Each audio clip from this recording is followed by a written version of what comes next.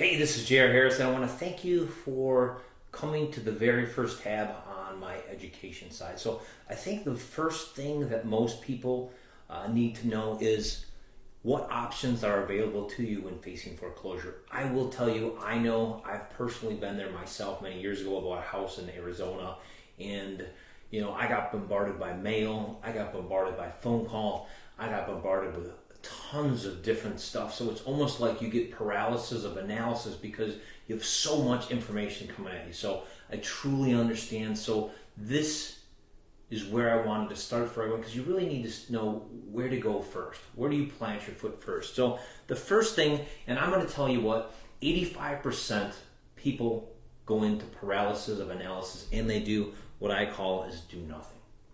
They ignore their phone calls, they ignore their mail, they ignore their bills, they ignore their friends, they ignore everything, and they do absolutely nothing. I'm going to tell you what, this could be the most detrimental thing that you could ever do. I know in the short term it seems so much easier, and it seems like it's the best way to get and overcome this, but let me tell you what, if your home goes into foreclosure, you have 20 years where the bank has the potential to go back after you. There's nothing really there in reality to protect you. So I want to make sure that you don't just do nothing. So that's an option. And I'm going to tell you what, I grab a marker here, and I want to kind of mark that off a list. I don't want you to do that. No matter what you do, don't do that at all. So the next thing is pay off or refinance. I know that if you have a little bit of equity, the market has gone a little bit higher over the last 6-7 months, probably 5, 10, maybe even 10% in value. So maybe refinance. And the rates have gone up a little bit from the bottom, but maybe refinance, borrow money at home equity loan, borrow against something else, but maybe just get caught up. I know the government has put a couple programs into place where they'll allow lower income and other people like that a way to finance out of their homes. So if that's available to you, I would check online about that. I'm not so familiar with that, but a lot of times this is just very, very tough for people to do, because if they start missing payments and they start missing bills and they start missing mortgages, there's not a lender alive that's going to give you a refinance. So you haven't missed any payments, check right now, because prices have gone higher. So the next thing is reinstate.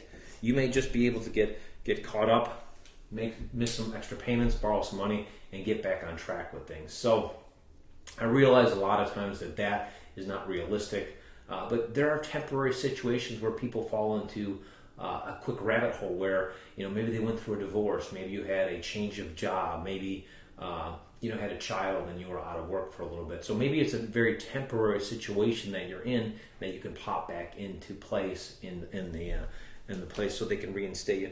The next thing is try loan modification. Loan modifications are great. I see a lot of people doing them.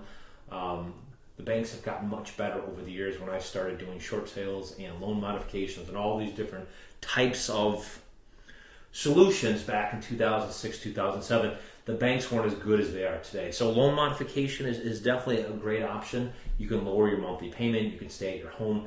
Maybe the market can move back higher. Maybe you can save up a little bit of money. But typically what I've seen is that a lot of people are largely upside down. So this might be just a temporary bandage for you. But there are statistics that say 70% of most homeowners that do go into a loan modification miss payments. One of the things that they've changed in the past that's a little bit different is before you had to miss actual payments for them to take you serious about that. I know they've tried to change that, and things have kind of moved. And the reason they make you miss payments to get involved in some of these programs is because some people are really missing payments, and some people really can't afford their situation. Some people aren't in the baddest situation. So the banks have to prioritize who comes first and who they work with first. So those that are closest to a sale date go first, those a little further away, and so on and so forth. So if you've never missed payments, I'm going to tell you what, imagine standing in line to go to the bank. You're going to be at the very end of the line because you're not as in big a risk. You haven't missed payments. So that's probably not a big option. But loan modification, look around our site. We always have information on there. We have an instant loan mod help program if you want to get more information on there. Again, call my office at the top of this website, and we can set you up for figuring out what to do with loan mod if you've seen that. So next thing is forbearance. This is where if you've missed a payment or two and you've gotten back on your feet, they will take those payments, put them on the back of your current mortgage, and then they will recalculate your payment. But typically what happens is those payments are higher than when you started. So I don't know if that really helps you. Initially when this started back in 2006, for me, forbearance was a pretty big thing. Nowadays, I don't really see anyone doing that. Not much of an option. Partial claims, you make a little bit of a pain claim to do that. Deed in lieu. I know a lot of people have looked and considered deed in lieu. The biggest and most important thing to consider with a deed in lieu is if you have two mortgages, which most people do when they got their mortgage back in 2006 and 2007, that you need one mortgage. You can't have a second mortgage because they are not going to release you when you just give the bank, the first bank that is back, their mortgage. They want some money, and if you have a second mortgage, that's not going to work. So a lot of times a deed in lieu, you also want to read the fine print. It looks a lot of times on your credit like you're giving up or very similar to a foreclosure. And if you let the bank take the property back, they still have to foreclose on it and send it to sale. That's part of what the judicial process is about in our state. And then we'll get into that judicial process a little bit more in the timeline of these videos. But more importantly in this, make sure that you read all the fine print for a deed in lieu, and make sure that you're careful because it's almost identically the same ramifications as a foreclosure because they have to continue through the foreclosure process in order to get that done. So the next thing is bankruptcy. I know not a lot of people like to talk about it, but if I look back now, back 5, 6, 7 years ago of how much I was upside down with the home that I had in Arizona, this would have been possibly a very good option. I mean, I paid a lot of money back. I did the exact debt cycle I talked to you about.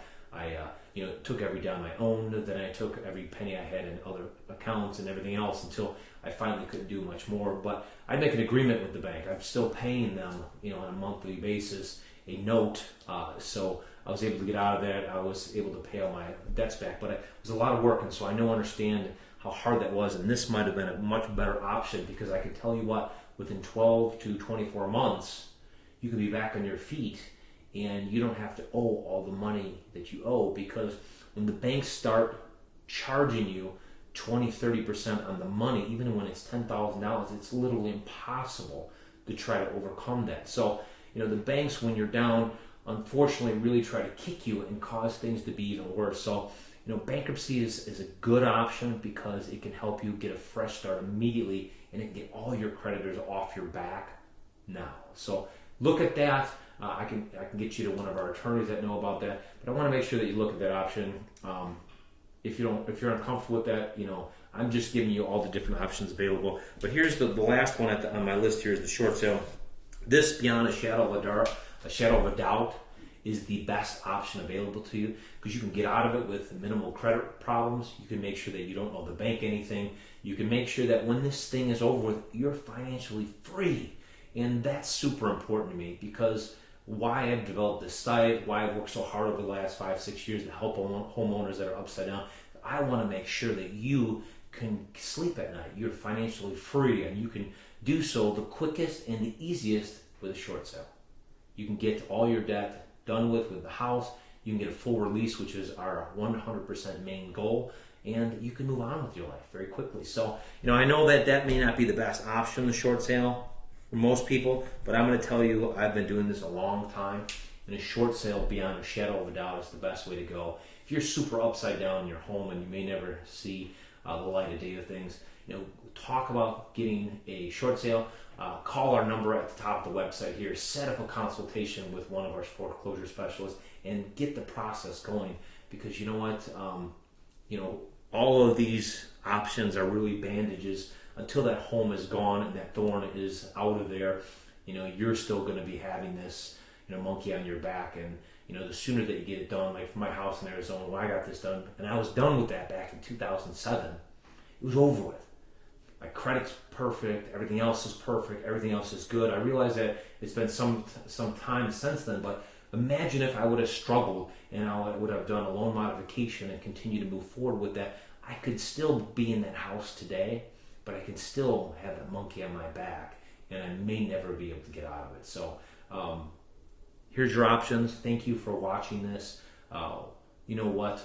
Once you're done with this, go to your next video just below us, which will help you out. If you haven't got my free report yet, go to the top here and get my free report, How to Sell Your Home When You Owe More Than What It's Worth. Again, it'll go over all the options available with you and get you started figuring out exactly what to do next. So thank you, and I'll see you on the other side. Have a great day.